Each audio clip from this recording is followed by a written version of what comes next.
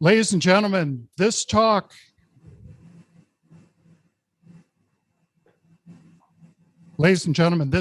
is being brought to you by the magic of Zoom. Mark Vandela, one of the co-authors, is an associate professor of Native American history at Texas A&M, Qatar. So he is 9 hours ahead of us as far as time zone.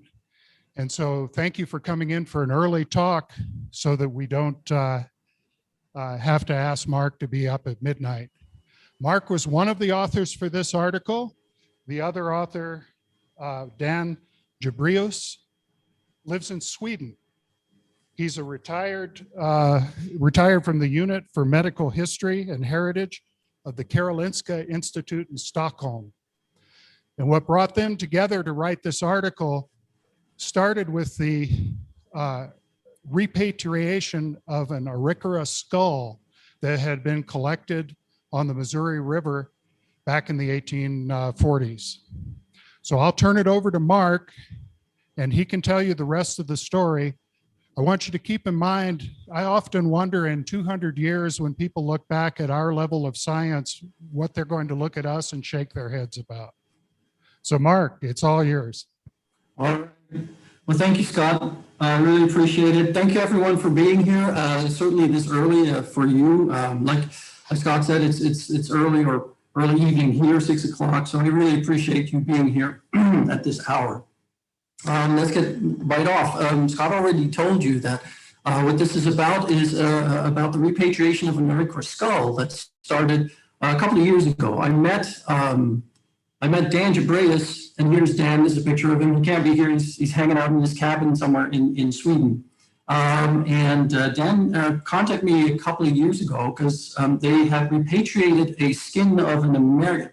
Notice this: a skin of a Pawnee Indian who had died in 1875. Had been on tour in Sweden, and he had died there of tuberculosis. And the scientists basically took all of his possessions and put him in museums, and then they were looking like, what can we do with the body? And they had a taxidermist take the skin off and put it on a mannequin, and it was kept in the vaults of the museum for a very long time until they decided, like back in the 1990s, to repatriate it to the Pawnee in Oklahoma. And Dan works at this library. He was deeply involved in this repatriation effort, and this is the library here that you see in the picture. And 2 years ago, I went to visit Dan in Sweden. I was actually giving a talk there at a conference. And as I was there, and Dan showed me around the library, he pulled up a box and pulled up a skull. And here you see a picture of the skull. And he said, like, well, this was taken in 1844 by a traveler, a Swedish traveler of French origins. And he donated it to the Medical Institute. And as you can tell, when I saw the skull, and we said, like, well, this is Arikara, we'd like to repatriate it. Can you help us with that? Because you have contacts with the Arikaras. And so we set things up. I contacted a friend of mine, Lauren Yellowbird, who is the Arikara interpreter at Fort Union National Park. And he got us in touch with the repatriation officer there for the nation. And so things started rolling from that point on. And I put this sketch in here of the skull rather than the actual picture because it's still, for Native Americans, certainly the Arikaras, it's still a sensitive kind of issue. So this is how we got started. This is how I got involved. And before you say anything, I'm sure you're curious to know, like, what is this here doing here in the skull? That is a bullet wound. And so we know how this person died. We don't know exactly when or in what kind of circumstances, but there's an entry wound here, and there's another exit wound here at the lower part where the jaw would be. In any case, let's move on. This is the gentleman who took the skull, and his name is Armand Fouché d'Autant, and he was the son of, his father was very famous and still very famous in French history because his father was the head of the secret police during the French Revolution and the post-revolutionary era. And the amazing thing about his father, Joseph Fouché, was that he managed to switch sides whenever it was convenient. He managed to survive both the reign of terror after the revolution. He changed from a fierce revolutionary to a loyalist, back to a revolutionary, and back to being a loyalist, and was rewarded ultimately with a title of nobility as the Duke of d'Otrante in what's now Italy. Finally, by, what was it, 1812 or 1816, thereabouts, his luck ran out and he had to leave the country, settles in Italy, and dies 4 years later. I point this out because there's some interesting parallels between father and son, because the father was very skilled, affluent, very wealthy in the process, but he was also ruthless, and this is the key word, I suppose, opportunistic. He was an opportunist. And so when he saw opportunities to either enrich himself or grow power or whatever, he would take it. His son ultimately moves to Sweden and becomes very successful there with his father's wealth, and enlists in the Swedish army. And here you see him on the left in a Swedish army uniform, and then invests in all kinds of businesses, including a business in the United States in the 1840s, and goes on this trip. And this is where the opportunism comes in. As he travels up, he explores these investment opportunities.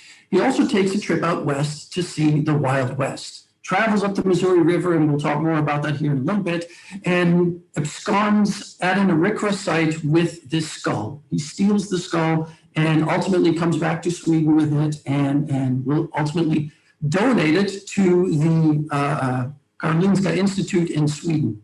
And he gives it to this gentleman here, Anders Retzius.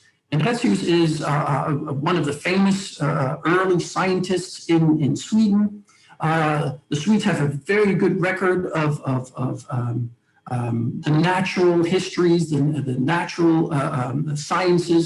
Some of you may have heard of Carl Linnaeus, who started this whole idea of classifying species. We owe him the taxonomy of amphibians, mammals, reptiles, birds, etc., all to Carl Linnaeus. And Retzius and scientists like him took the same kind of classification scheme towards humans. And we start to classify human beings in categories of race. And so Retzius was very much interested in, like, well, what can skulls tell us about human race? How can we distinguish, can we recognize racial differences between Caucasians, Native Americans, Africans, Asians, etc., by measuring their skulls. And so he collects a number of skulls from all around the world, and including this one. He was very grateful to receive this skull from Duke d'Otrante. And so let's move on. He gets this skull from the Arikaras. Now, I need to give you a little bit of background information on the Arikaras. Now, most of you are probably familiar with the Arikara War of 1823. And that kind of colors and prejudices the viewpoint of the Arikaras for centuries to come, even today. And at this time, the Arikaras are still doing relatively well. Early in the late 1700s, they're doing really well, an estimated 9,000 people. They live in earth lodge villages. Their mode of life is horticulture. So that means seasonal farming and occasional annual summer hunts, or sometimes winter hunts, to supplement their food. And this is important. By the time that Armand Fouché d'Otrante goes up the river, they live near Fort Clark. And here this is originally a Mandan and Hidatsa settlement, and they end up joining here in 1837, right at about the time that the smallpox epidemic hit, and they're devastated by it. The Mandan and Hidatsas eventually move on. They remain at this area, which we usually call Fort Clark because of the proximity of the fur trade post there. They also chose this location because it's extra safe from Lakota attacks. Apart from diseases such as smallpox, it was enemy activity, especially the Sioux, who caused great depopulation, mortality among the Arikaras. And perhaps the skull that we have in the Swedish Museum was a victim of this kind of warfare with the Lakotas. Unfortunately, we don't know for sure. But this point is important. The way the Arikaras treat the human remains, and we have to go back all the way to the Arikara creation story.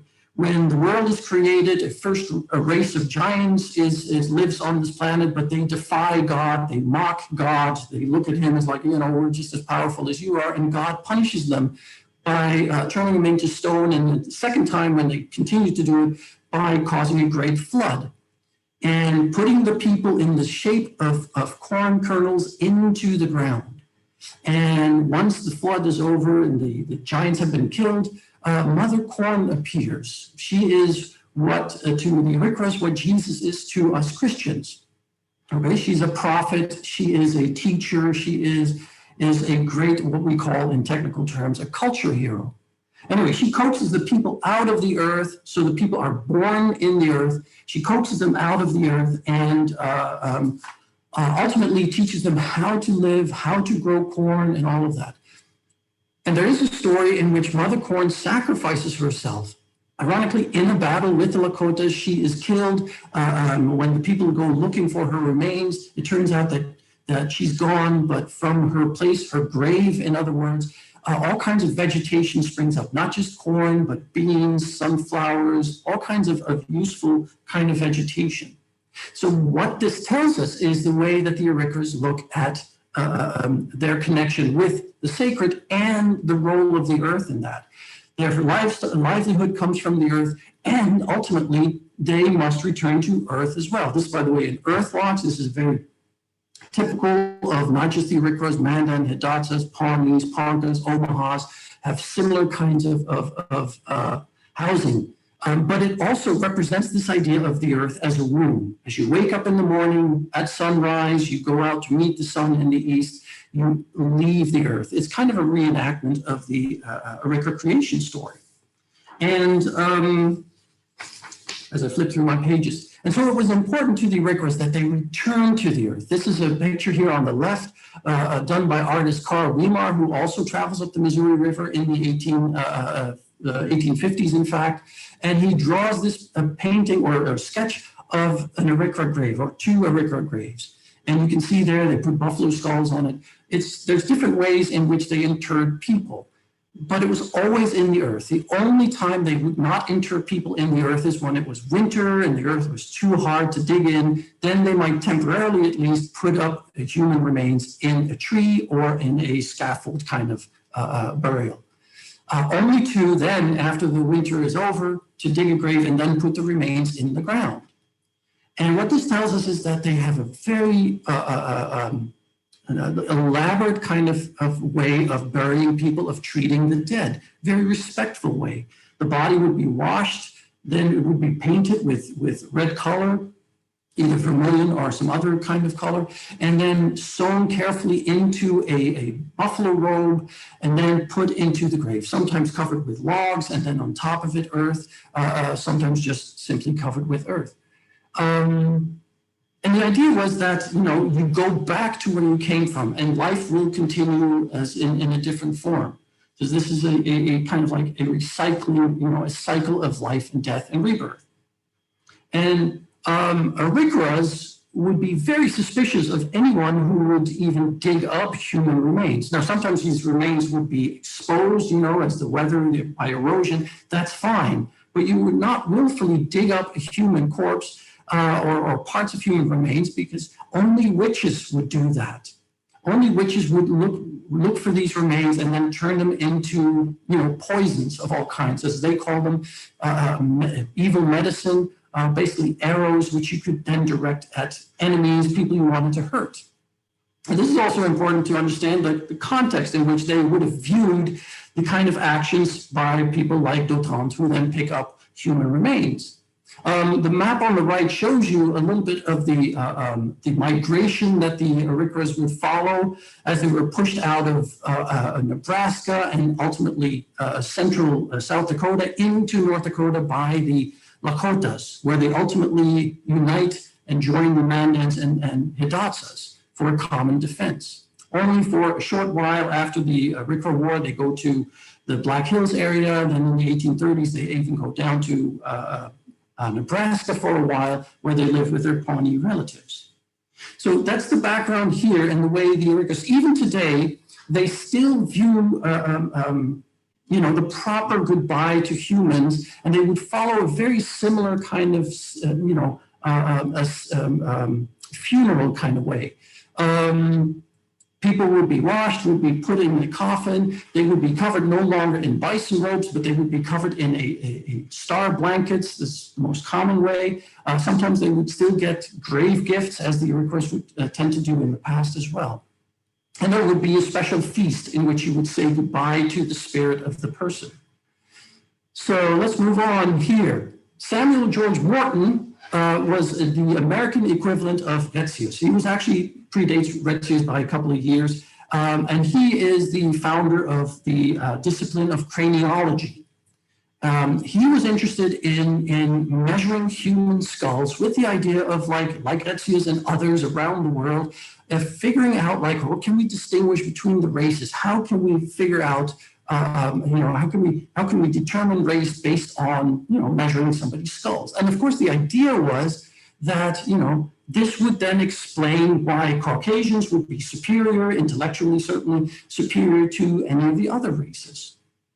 And he publishes a famous book, Crania Americana. I forgot the date now, but anyway, it was based on 800 plus almost 900 skulls that he had carefully measured.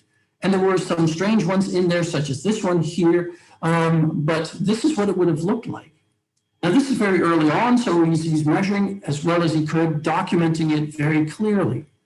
But he needed the skulls, and he didn't travel around to pick them up necessarily, but he had agents and fellow scientists who would help him acquire these skulls. Now, to a great extent, he needed the help of others, of non-scientists. And among those were fur traders who were willing to facilitate this kind of research. Now, I have to make just a brief discussion about the difference between craniology and phrenology, which craniology is more designed towards measuring the cranium, the facial features, and all of that kind of stuff. Phrenology is different, and craniology was then in support of racial theories. That's very clear. Phrenologists went a step further. They're the ones who not only measured to distinguish between races, but they also believed that human characteristics, whether it was intelligence or character, individualism, morality, whether they were criminals or peace-loving people, they thought you can actually determine that from the shape of the skull and the appearance of the facial features. So that goes a step further. In his defense, Morton didn't quite go that far. However, Morton was someone who believed in the theory of polygenesis. Genesis meaning, of course, the emergence of the people. Polygenesis meaning the emergence of different peoples at different times. He believed that God had created people at different times, the races at different times in history, explaining, of course, why white people were superior.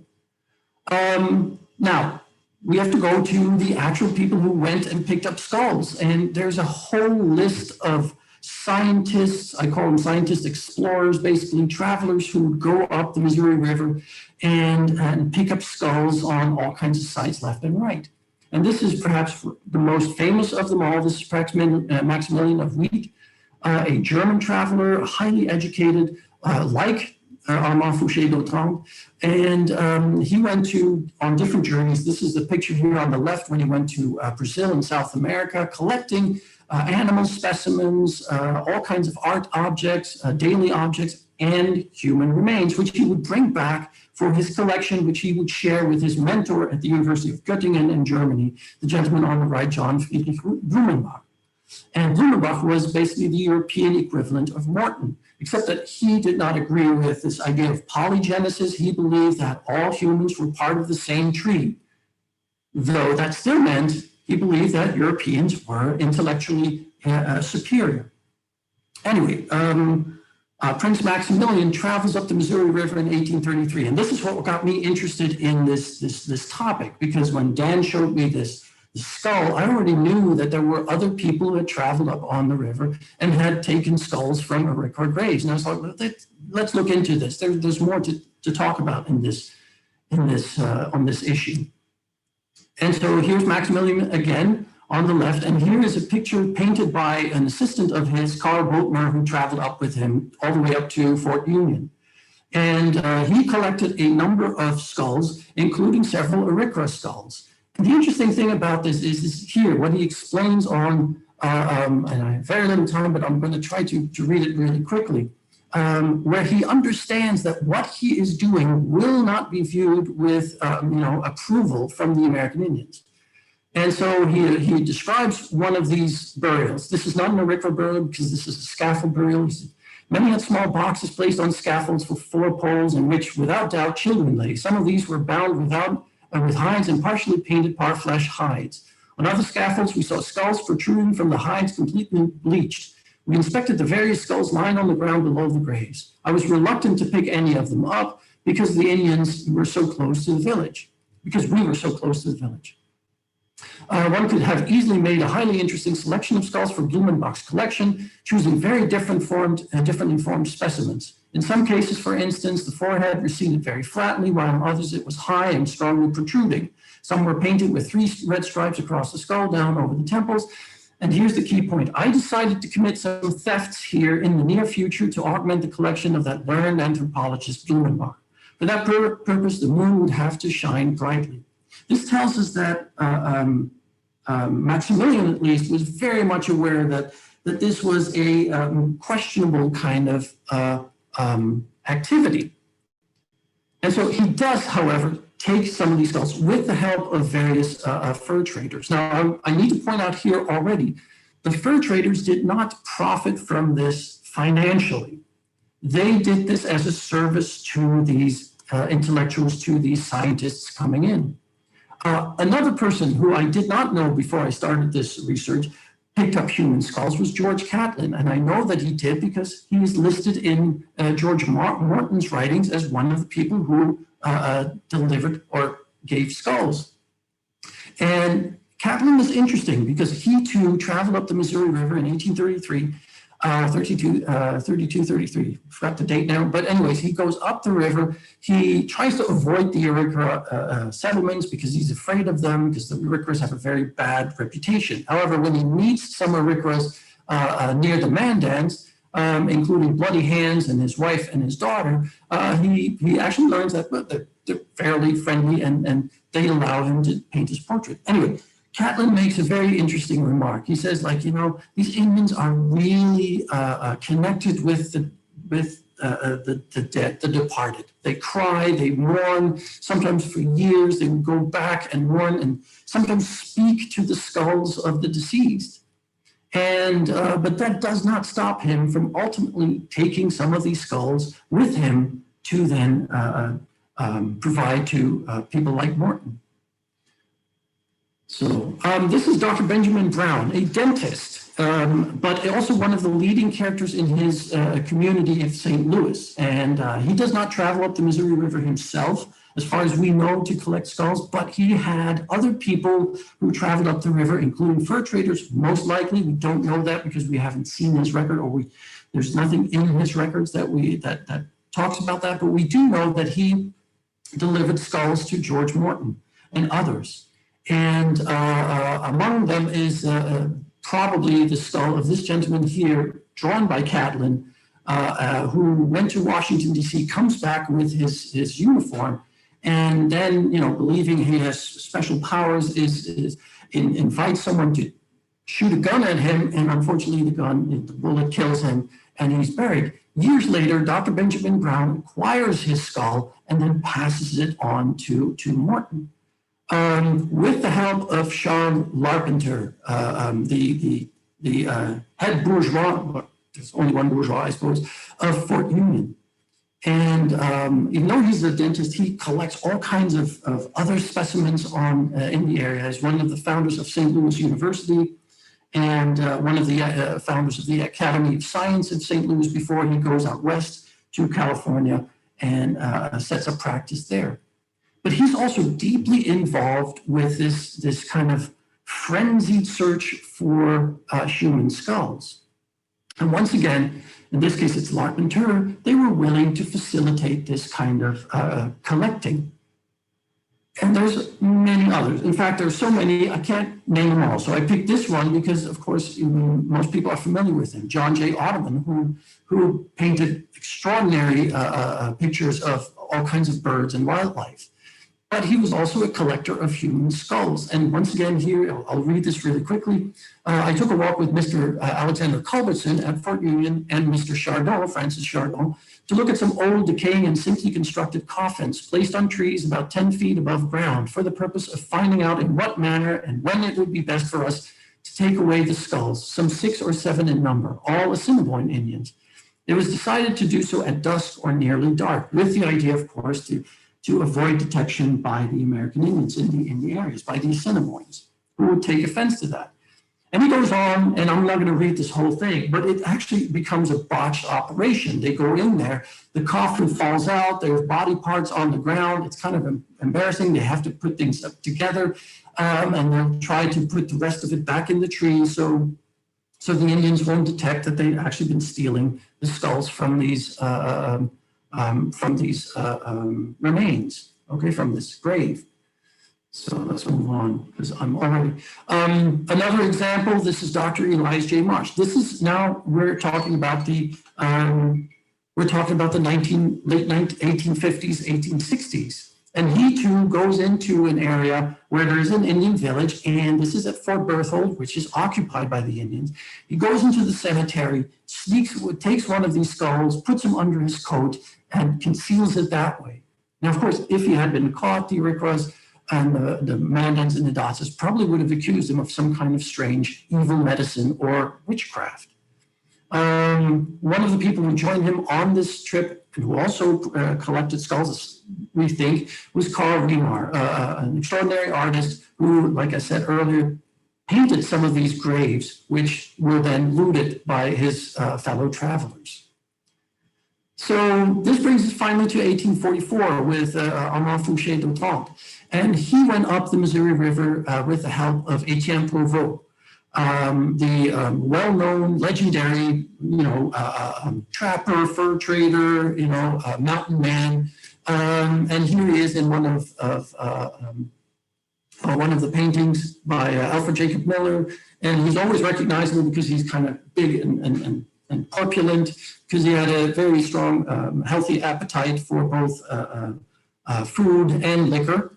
And so that's usually how we can identify him in the picture. But anyway, he is the person who ended up escorting d'Autrempe up the Missouri River. And he had done that for many other people. Alfred Jacob Miller already in 1837, Joseph Nicholas Nicolet in 1838, and John J. Audubon. He was also there when John J. Audubon traveled up the river and started taking skulls.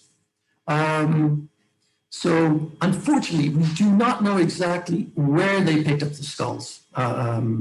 There's various sites that are possible there, and in the article in the journal, we list some of these sites. You can find them there, but we don't know exactly where he picked them up. It could have been at the village on the Grand River that was attacked in 1823 during the Arikara War, so he might have been a victim there. But it could be any kind of place along the Missouri River where Armand Fouché d'Autrempe picked up the skull. Okay, let's move on because I need to wrap this up so there's time for questions. What can we conclude from this? I did a little piece on how could he have been killed, where, all of that, but we just simply don't know. So I don't want to spend any time on that. But this is an important conclusion. As I mentioned, fur traders did not profit monetarily, but they profited indirectly. And this is important. back in the 1830s and 40s, the fur traders had a very bad reputation. Early on, they're viewed as kind of like extensions of American empire. In fact, they're very convenient because they're in close touch with the American Indians. They know them well. So they have steamboats and things like that. They operate steamboats, so you can send annuities upriver that way. Fur traders actually become the very first American Indian agents for the federal government. But then, things get a little bit bad because fur traders also get a reputation of corrupting the American Indians, especially through the use of the sale of liquor. And even though liquor is banned, the sale of liquor to American Indians is banned for as early as 1812, I believe. Ultimately, the fur traders still continue to use liquor to deal with the American Indians along the river. And when it's exposed that they are doing that, there's a big scandal, and the fur traders get a black eye as a result of that, have bad PR. They kind of make up with that through this, by facilitating not just the travel of explorers up on the Missouri River and beyond that, the Yellowstone, but also by helping them collect specimens, whether it's animals, botanical specimens, or human skulls. They don't get money for that, but they do get credit for it in terms of PR. It's good PR in Washington City. See, we're not just ruthless exploiters, we're also facilitators of scientific progress. Okay, and this is one of the important conclusions I think that we can draw. Now, I need to wrap this up. The idea was, of course, to return this skull. Unfortunately, this is also mandated by NAGPRA, except that NAGPRA, the Native American Graves Protection and Repatriation Act, adopted in 1990, only applies to U.S. institutions funded by the federal government. If it's a private collection, you're not entitled, you're not required to let American Indian tribes know that you have these collections in your possession. However, if you are a federally funded institution, whether it's a museum or a university or something like that, and you have Native American objects, you have to contact the tribe to let them know if they're interested in getting these objects back. And this does not apply to European collections then. So nevertheless, in Sweden and in the Netherlands, in other countries in Europe, there's now a big debate on we need to return these items that have been looted from American Indians or indigenous peoples elsewhere, colonized peoples elsewhere. We need to return them. That's the right thing to do. This is still very early going on. And so the Swedes actually are taking the lead in this. Unfortunately, the repatriation of this specific Arikara skull has been delayed as a result of COVID-19, which sadly has disproportionately hit the Arikara, Amanda, and the Hidatsa communities. And like I said, disproportionately, there's lots of casualties and people who suffered as a result of this. And so it's not likely that it will happen this year, but hopefully next year. We had hoped that it would have happened already, that we could have added some more pictures and another conclusion to this story. In any case, we're still working on that. Who knows, maybe we'll write another article on this for next year. I thank you for your attention, and I'm open to any questions you might have that you wish to ask. Thank you, Mark. Any questions from the audience?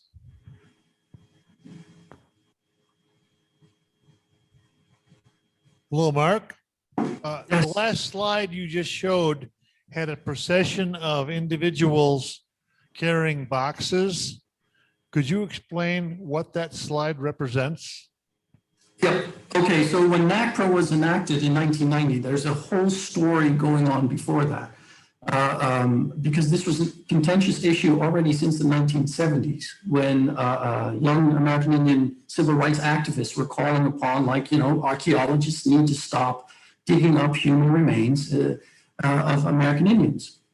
And one of these sites is at Crow Creek in South Dakota, where they've discovered the mass grave of almost 900 people. Well, actually it's 500 people, but they believe there were 900 people there.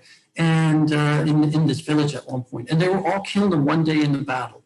And an interesting side story, practically 90% of them were scalped, etc. So this was an extremely brutal event. And this was one of the cases when they dug it up in 1973, I believe, where Indians were protesting this. This is like, this is not right. This is, archaeologists should get permission from us first. And the archaeologists were saying, right, no, we don't, because it's not on tribal lands, etc.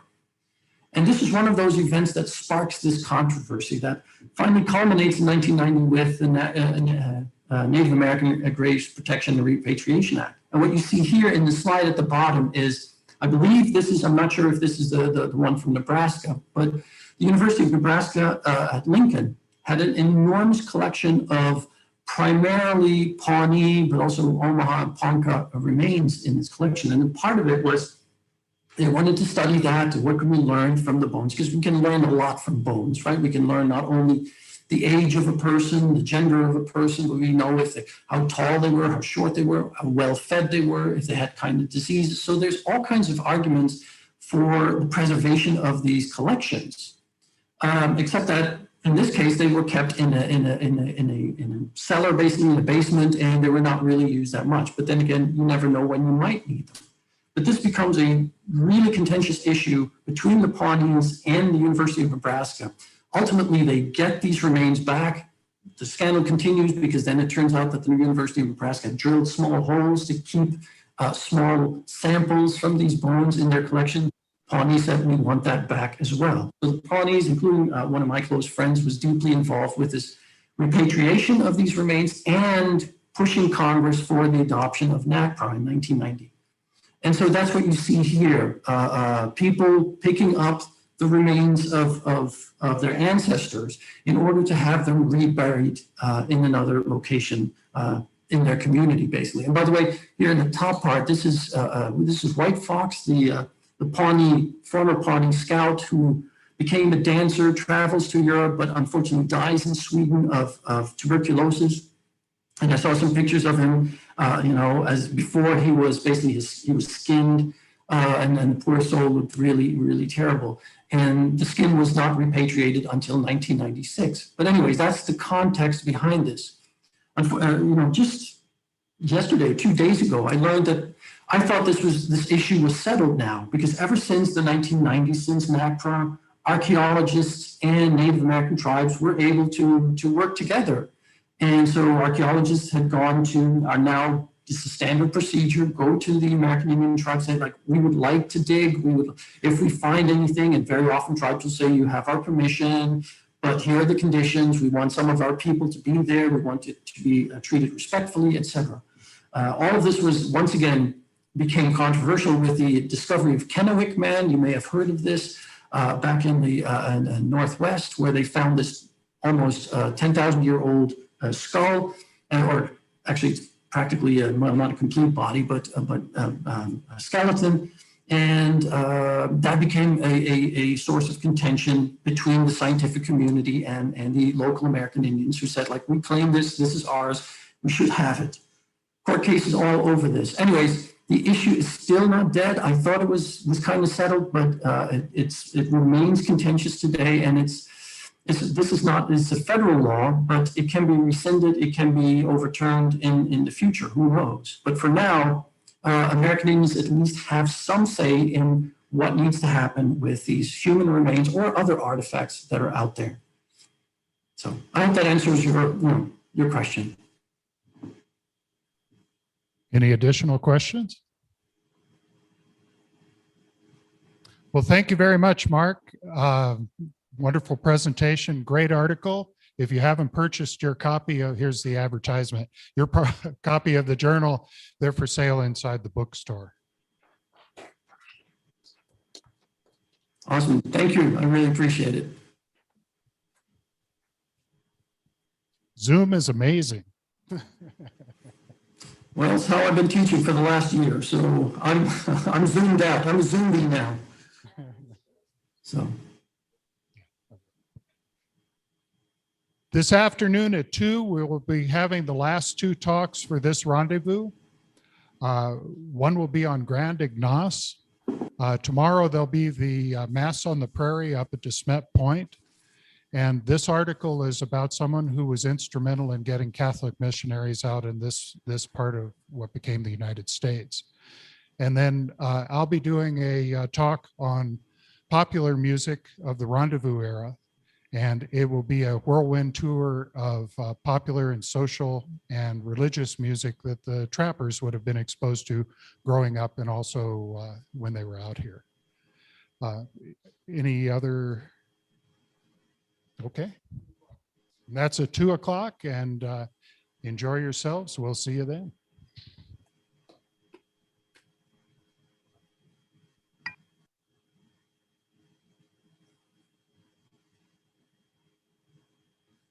All right, Scott, if you're there, I'm going to stop.